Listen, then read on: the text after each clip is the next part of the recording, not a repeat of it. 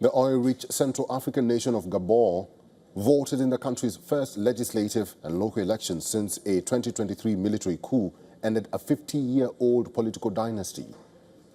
More than 900,000 Gabonese were eligible to elect parliament members and local councillors to replace officials appointed by the military following the coup. Following his victory, Oligui Nguema had pledged to diversify the Central African nation's largely oil-dependent economy, reform the education system, and reduce youth unemployment.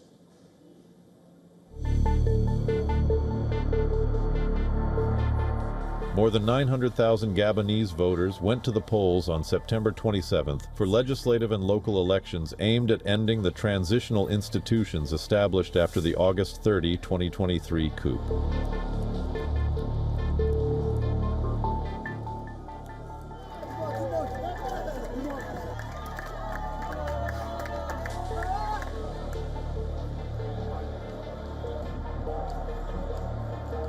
In Libreville, the country's capital, voting started with a slight delay due to early morning rain.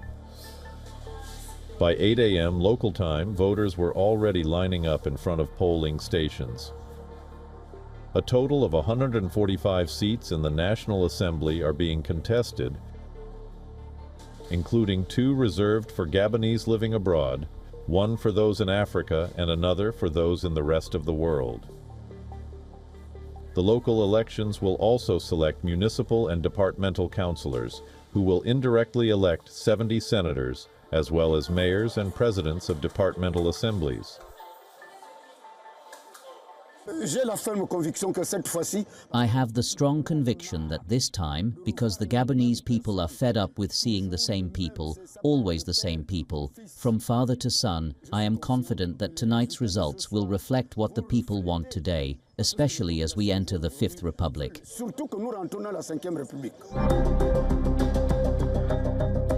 The main parties in the race include the Gabonese Democratic Party, the former ruling party, and the Democratic Union of Builders, founded recently by President Brice Oligui Nguema.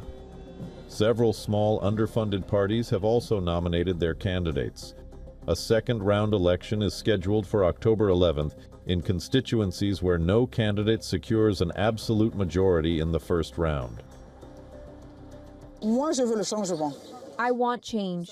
You know, I want change for the future, for our children, for those who don't work, for those who live miserably. That's what we're looking for. We don't want the same people, the same mess, the same things, the same schemes. We're fed up.